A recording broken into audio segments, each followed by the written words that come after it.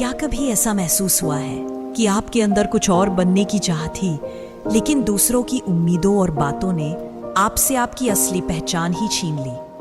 बहुत समय पहले की बात है। एक सुंदर सा जंगल था, रंग बिरंगे फूलों से भरा, हरियाली से सजा। वहीं एक छोटा सा तोता रहता था। नाम था मीठू। बहुत प्यारा था और सबसे बड़ी बात, वो बहुत अच्छा बोलता था। लेकिन मीठू की एक अजीब आदत थी, वो बस दूसरों की नकल करता था। बंदर कुछ बोले तो वही दोहराता, हाथी चिढ़े तो वैसी ही आवाज निकाले। बिल्ली की म्याऊं से लेकर बाघ की दहाड़ तक मीठू सब बोल सकता था, सिवाय खुद के।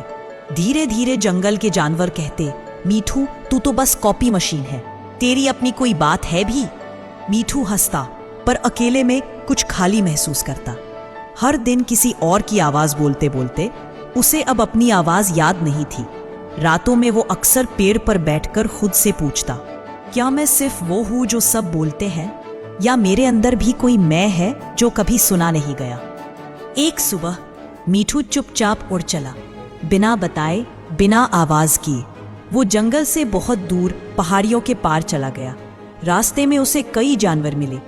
हर कोई उसे देखकर पहचानता, पर सिर्फ उसकी नकल से। अरे, ये वही तोता है जो हमारी तरह बोलता है, ये तो सिर्फ दूसरों की गूंज है। मीठू चुप रहा। पहली बार बिना बोले वो एक पहाड़ी झील के किनारे पहुंचा, जहां एक सुंदर सी चिड़िया बैठी थी, पर वो बोल नहीं सकती थी। मीठू ने पूछा किसी और की आवाज में, तुम नहीं बोलती? चिड़िया मुस्कराई और अपनी पंखों से लहरों पर एक धुन बनाई, बिना शब्दों के। उस धुन में कुछ था, एक दर्द, एक सच्चाई, एक पहचान। मीठू की आंखें भर आईं। उसे पहली बार एहसास हुआ, जो चुप है वो भी बोलते हैं, पर दिल से। और शायद मेरी भी एक आवाज है जो न सुनी गई, न समझी गई। मीठू लौट आया, पर अब उसने किसी की नकल नहीं की। अब वो वही बोलता था जो उसके दिल से आता था। शब्द कम थे, पर भाव गहरे। अब मीठू की बातें सबको छूती थी, क्योंकि अब वो किसी और की आवाज नहीं, अपनी आत्मा की भाषा बोलता था। अगर आप हर समय दूसरों को दोहराते रहेंगे, तो एक दिन आप खुद को भूल जाएंगे।